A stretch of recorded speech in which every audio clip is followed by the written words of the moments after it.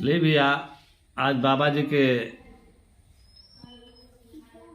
से एगो भोजपुरी में ली कौन बढ़िया सी बाबा जी देता नहीं। बाबा जी के संग में बोली बाबा जी।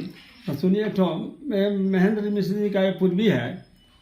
मान ली कि माटी का खिलौना जो बनता है, एक मिट्टी और खिलौना कितना प्रकार का बन जाता है, इसका कलर उसी तरीका से शरीर का जो रचना हुआ है, इसी पर हमारे महेंद्र मिश्र जी ने पूर्वी को तैयार किए हैं और कह रहे हैं किस तरीका से कह रहे हैं। सभी भाइयों को तो पहले मेरे तरफ से नमस्कार है, इसको आप लोग स्वीकार कीजिए मेरा नमस्कार। और साथ में हरिंदर बाबू आ गए हैं और सुबह से हमको परेशान कर रहे हैं कि गाना सुनाइए गाना सुनाइए। इनको छुट्टी मिलता है नहीं, आज जब आ जाते हैं तो मुझे तंग कर देते हैं। तो सुनिए, थोड़ा और गाना रख देते हैं, साधारण में छोटा मोटा गाना है।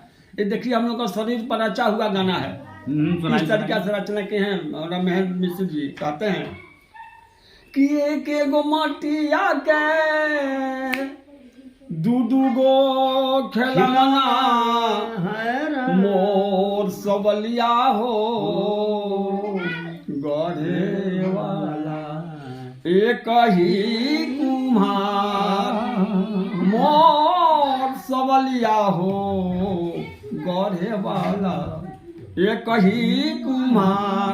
देखी माटी एगो बा खिलौना को तरह का भगवानी रचत जी। कमनो मूर्तिया के कमनो मूर्तिया के रंग गोरे काला रंग गोरे काला रंग गोरे काला काला रंग गोरे काला मोर सबलिया हो कमनो मूर्तिया जीवा मार मोर सबलिया हो कमनो मूर्तिया जीवा मार। कहतनी वहाँ के कहतनी कि एक दिन खिलौना राम हो अरे टूटी फाटी जई टूटी फाटी जई है टूटी फाटी जई है टूट फाटी जई टूटी फाटी जई है मोर सबलिया हो ये कदी अरे हो जाई है बेकार मोर सबलिया हो ये कदी अरे हो जाई है बेकार। कहतनी में कला का कहतनी कि कहता महेंद्र श्याम कहता महेंद्र श्याम हो अरे अबहू से चेत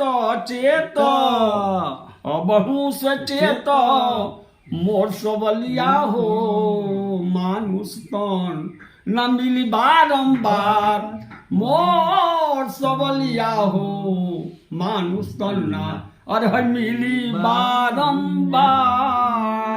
प्रणाम भाई।